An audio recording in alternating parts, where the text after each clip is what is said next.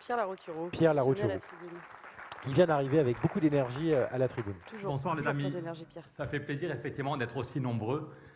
Et je me demande pourquoi on est si nombreux. Je voyais aussi joyeux tout à l'heure, il y en a plein qui s'embrassaient, ça fait plaisir de se revoir. Et en même temps, maintenant, le visage si sérieux. C'est qu'on sent qu'on a tous une vraie responsabilité. Et si on est si nombreux, c'est qu'on a vraiment envie de redresser la tête. Et qu'au nom de la dignité humaine, on a envie de se battre avec d'autres pour changer le système.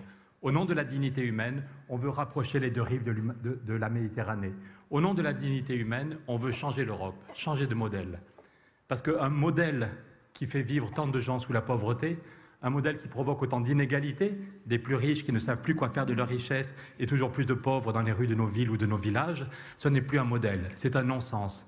Un modèle où il y a autant de retraités et de paysans qui n'arrivent pas à vivre dignement, c'est un modèle qu'il faut changer de toute urgence. Oui, et la crise des Gilets jaunes est comme un cri des citoyens qui demandent justice sociale, qui demandent dignité, qui demandent participation. Et malgré des semaines et des semaines de crise, Emmanuel Macron est incapable de répondre. L'autre jour, j'étais vraiment gêné pour lui, sa conférence de presse il y a 2 semaines. Il n'y a aucune réponse à l'attente de justice sociale, à l'attente de changement.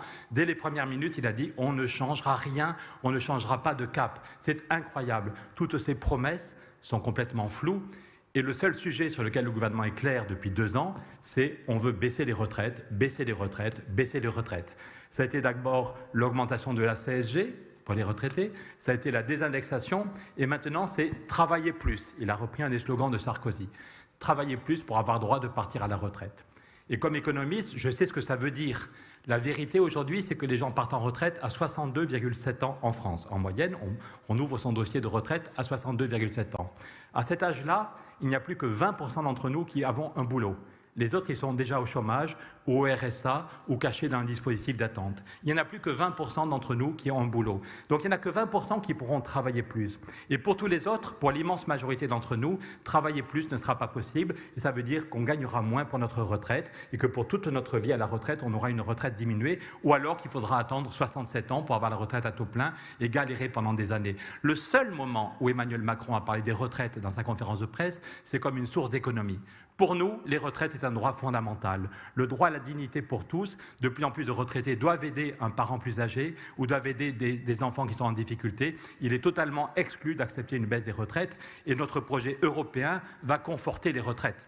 Parce qu'avec le projet qu'on porte, on va créer au moins 800 000 ou 900 000 emplois. L'ADEME dit que notre projet est sérieux, solide, et que sur tous nos territoires, on va créer 800 000 ou 900 000 emplois. Ça veut dire qu'il y aura 800 000 ou 900 000 personnes qui vont cotiser pour les caisses de retraite et les caisses de sécu. Donc voilà aussi, pour s'il y en a encore qui hésitent, est-ce que ça vaut la peine d'aller voter et quelle différence il y a? Il y a une équipe qui veut baisser les retraites, et d'autres qui veut créer des emplois, améliorer le pouvoir d'achat et consolider la sécurité sociale et la retraite pour tous. Oui, le besoin de changement, il est évident quand on voit la gravité de la crise écologique. Qui est proposé. On ne pourra plus éviter. Ça fait 15 ans que la Commission est dirigée par un banquier et un ami des banquiers. Donc ça fait 15 ans qu'on n'a rien fait sur la régulation financière. Et c'est pour ça que nous voulons avoir la majorité. Et on a dit qu'on ne pourra pas voter celui ou celle qui remplacera M. Juncker. On ne pourra pas voter pour lui s'il ne fait pas dans les premiers mois de son mandat une vraie séparation des banques de dépôt et des banques d'affaires pour casser la spéculation.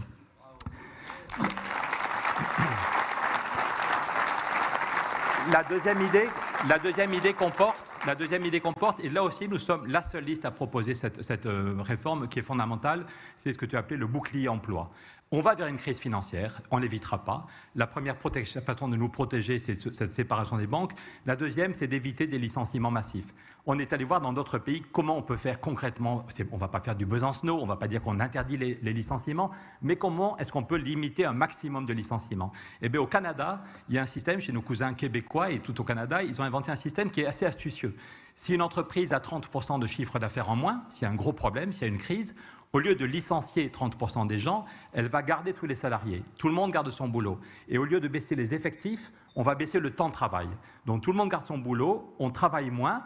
Les salaires baissent aussi pour que l'entreprise soit compétitive, mais immédiatement, dès la première semaine, on maintient 98% du salaire. Les hommes et les femmes qui sont dans cette entreprise gardent 98% du salaire parce qu'il y a un chèque de l'équivalent de l'UNEDIC de l'État. Ils ont fait des calculs, combien ça coûterait si les gens tombaient au chômage, ils vont consommer moins, ils vont payer moins de TVA, moins cotiser. Et donc les Canadiens ne sont pas stupides, ils se sont dit, il vaut mieux que les gens gardent leur boulot, gardent leur utilité sociale, gardent leurs compétences, et ça marche. C'est une idée que porte Nouvelle Donne depuis longtemps, et France Info avait fait, vous savez, l'émission l'émission Le vrai du faux. Ils avaient dit, est-ce que c'est vrai ce système canadien qui protège les salariés et qui garde 98% du revenu? Et la réponse est oui, c'est vrai. Et c'est un de nos combats communs à cette liste de rassemblement.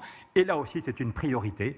On ne pourra pas voter pour celui ou celle qui veut remplacer Juncker s'il ne s'engage pas dans les premiers mois à mettre en place ce bouclier emploi. Ça a été inventé au Canada et les syndicats allemands l'ont imposé en Allemagne en 2009.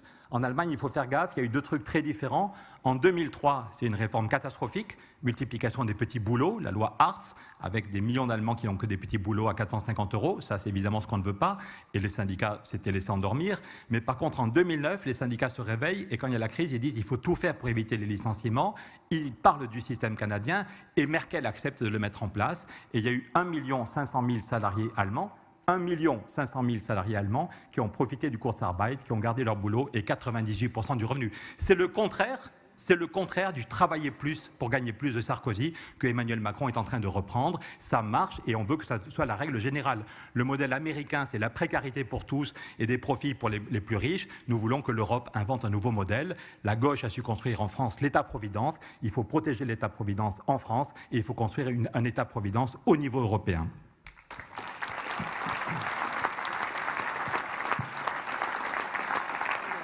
Je ne vais pas développer les centres pour ne pas comprendre le dérèglement climatique.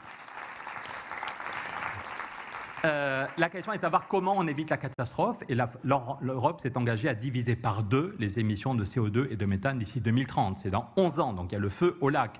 Et Emmanuel Macron, depuis 2 ans, tu l'as dit, il reprend l'idée d'une banque du climat. Mais depuis 2 ans, il n'a absolument rien fait, ni en France, ni au niveau européen. La démission de Nicolas Hulot montre bien que Macron n'a aucune volonté sur les questions de climat et de biodiversité. Donc concrètement, qu'est-ce qu'il faut faire? Il faut isoler tous les bâtiments publics et privés. Il faut développer des transports en commun pour que beaucoup de gens n'aient pas besoin de prendre la voiture pour aller au boulot. Il faut, dans les villages, faire des moyens pour travailler à distance. L'autre jour, j'étais avec les maires ruraux de l'Ain. C'est impossible. Tous ceux qui ont un boulot, ils doivent aller à Lyon et faire 30 km tous les jours. Donc, il faut faire des transports en commun ou permettre le travail à distance, le covoiturage ou inventer une voiture qui consommera moins. L'Europe a mis des milliards pour faire Ariane, a mis des milliards pour faire Airbus. On propose un plan d'investissement pour qu'on soit capable d'inventer la voiture qui va consommer moins d'énergie et en même temps investir dans les transports en commun. Globalement, au niveau de toute l'Europe, la Cour des comptes dit qu'il faut 1 000 milliards chaque année. 1 000 milliards d'euros si on veut gagner la bataille du climat.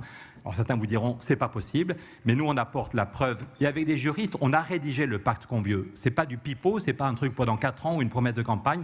On a rédigé le traité européen qu'on veut et il peut se mettre en place dans l'année qui vient. On dit que l'argent de la Banque centrale, quand la Banque centrale a créé presque 3 000 milliards d'euros qui sont pour 90% partis à la spéculation, on veut que cet argent aille à Marseille, à Grenoble, à Paris ou dans mon village des Pyrénées pour financer l'isolation des bâtiments, les transports en commun ou des aides à l'agriculture.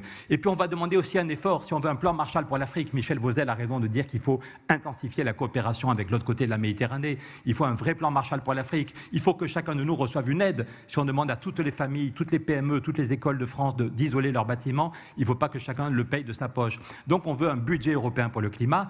Et la question, c'est qui va payer? C'est une vraie question politique. Quand on sait qu'il y a 30% des Français qui n'ont pas 1 euro d'économie, quand on sait que 30% d'entre nous, on est dans le rouge tous les mois, on voit bien avec la crise des Gilets jaunes que la question de qui doit payer pour le climat est une question fondamentale. Et bien nous, on dit qui va payer, ce sont les actionnaires. On veut créer un impôt européen sur les bénéfices. Là aussi, c'est ce qu'avait fait Roosevelt quand il est arrivé au pouvoir. Il n'y a jamais eu autant de bénéfices. Il y a le Figaro, le journal de l'ultra-gauche, titré l'autre jour « Les dividendes ont augmenté de 23% l'an dernier ». Donc les dividendes augmentent de 23%, mais depuis que l'Angleterre est rentrée, c'est à qui va payer le moins d'impôts sur les bénéfices. On est dans une concurrence du dumping fiscal. Quand j'étais petit, l'impôt sur les bénéfices en Europe était à 45%. 45%. Et on diminue parce que le voisin diminue et maintenant on est tombé à 19%. 19% l'impôt moyen sur les bénéfices. Alors qu'aux États-Unis, depuis Roosevelt, un de nos ancêtres sociaux-démocrates, l'impôt était à 38% parce que Roosevelt, contre les actionnaires, avait créé un impôt fédéral en 4 mois. Les actionnaires avaient gueulé en disant qu'il allait tuer l'Amérique, mais Roosevelt tenait bon et en 4 mois, il avait fait un impôt fédéral. Et de Roosevelt à Trump, l'impôt sur les bénéfices était à 38%. Donc c'est quand même le monde à l'envers de se dire qu'un pays libéral comme les États-Unis taxe les bénéfices à 38% et que nous, en Europe, on est tombé à 19%. Donc, on propose, et on dit comment on le fait, un impôt on ne touchera pas les artisans, aucun effort demandé aux artisans ni aux petites entreprises, mais pour les autres, on demandera un effort aux actionnaires. On doit tous faire des efforts pour sauver le climat, et c'est faisable. Et je finirai en disant qu'on sera les seuls à porter ce projet. On sera les seuls à porter un projet, on avait commencé à le travailler avec Stéphane Hessel et Michel Rocard, on l'avait appelé le pacte climat, emploi, pouvoir d'achat. Parce que oui, ça crée massivement des emplois, jusqu'à 900 000 emplois en France, mais oui aussi, c'est une source de pouvoir d'achat. J'étais l'autre jour avec la Fondation Abbé Pierre, qui me parlait d'un immeuble où on a vraiment fait l'isolation. On y gagne en qualité de vie, parce que l'été, on a moins chaud et l'hiver, on a moins froid, donc on gagne en qualité de vie. Et on gagne aussi pour son portefeuille. Ils m'ont parlé d'une famille, ou de toutes les familles de l'immeuble, où on gagne 800 € chaque année sur les dépenses de chauffage. Donc oui, on peut en même temps avoir le climat et la biodiversité et la justice sociale. Et on sera évidemment les seuls à porter ce projet. On ne peut pas demander à un banquier comme Emmanuel Macron de faire la séparation des banques. On ne va pas demander à un banquier de faire un impôt sur les bénéfices. On ne va pas demander à un banquier de lutter contre les paradis fiscaux. C'est comme si on demandait à un poulet d'allumer la rôtissoire. Ça ne se fera jamais. On va pas... Yannick Jadot, on pourrait croire que Yannick Jadot va reprendre ce projet. Mais Yannick Jadot maintenant nous dit que l'écologie n'est ni de droite ni de gauche. Il y a quelques jours, il expliquait qu'il fallait faire évoluer le statut des fonctionnaires comme le statut... Voilà. Donc Jadot ne reprend pas la moitié de notre projet, est très ambigu. Et quant à Jean-Luc Mélenchon, il a théorisé l'impuissance. Quand il était au PS, on avait fait campagne ensemble en 2005 pour dire on veut une Europe plus sociale, plus démocratique, et on était d'accord. Et maintenant, Jean-Luc Mélenchon dit l'Europe, je n'y crois plus, on ne peut pas la changer parce qu'il faut l'unanimité. C'est faux. Et ce n'est pas parce qu'ils répètent 20 fois le même mensonge que ça devient une vérité. Pour Schengen, on a commencé avec 5 pays, puis on était 8, puis on était 26. Et la Cour de justice, quand on a parlé d'une taxe Tobin, les Anglais et les banquiers étaient furieux, mais la Cour de justice européenne a dit qu'on peut avancer sur une taxe Tobin ou sur un impôt sur les bénéfices, même si on est seulement 9 pays. Et évidemment, quand on voit la victoire de Pedro Sanchez en Espagne, quand on voit les amis socialistes allemands ou socialistes belges, on trouvera facilement les 9 pays. Donc les amis, il n'y a aucun doute, nous sommes les seuls à porter un projet aussi ambitieux sur le climat, sur la biodiversité, sur le pouvoir d'achat et sur l'emploi. Et donc on a 10 jours pour convaincre les gens que ça vaut le coup et qu'on peut changer l'Europe. Merci. Merci Pierre. Merci à toi. Ce Pierre, c'est vrai qu'il nous a donné beaucoup d'informations en peu de temps, mais c'est vrai que ce qu'il a dit, c'est assez central quand il a expliqué. Enfin, Maëlys va reprendre là-dessus.